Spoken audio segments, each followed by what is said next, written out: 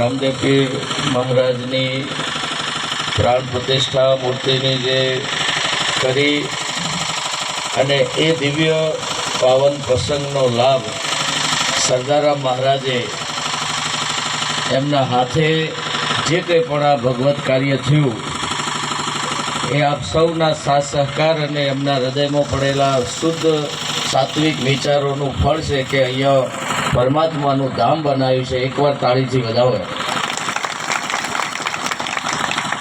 આજે આ પ્રસંગની શોભા એવા આપણા પરમ પૂજ્ય સંત શિરોમણી દોલતરામ મહારાજ બાપુ આયા એટલે કહેતા હતા કે શાંતિથી બોલજો, કોઈ બહુ ઉતાવળ નહીં, બહુ હરખ કે બહુ હળફળ કે કોઈ ચિંતા ફફડાટ ના રાખો, કેમ કે સંત જ હંમેશા શીતળ હોય અને એ જ બીજાને શીતળતા આપે, બાકી શીતળતા મળતી નથી. એટલે કીધું સંત બળો પરમારથી શીતળ વાકો અંગ તપત બુઝાવે ઓરણ કી દે દે અપનો.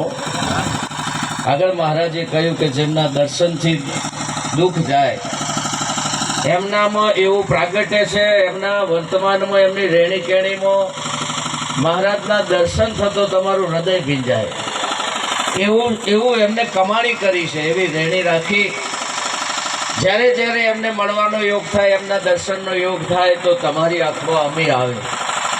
તો આવા દુર્લભ સંતોને એકવાર તાળીથી વધાવો.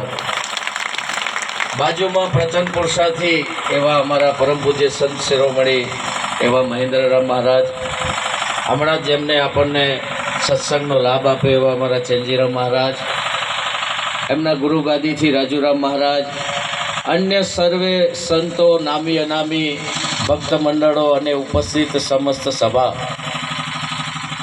આ પ્રાણ પ્રતિષ્ઠા મૂર્તિઓનું શું કામ આ યોગ કરવામાં આવે છે? આપણને બધાને યાદ કરાવાય જ્યારે તમે આવા ધામમાં જાઓ અંદર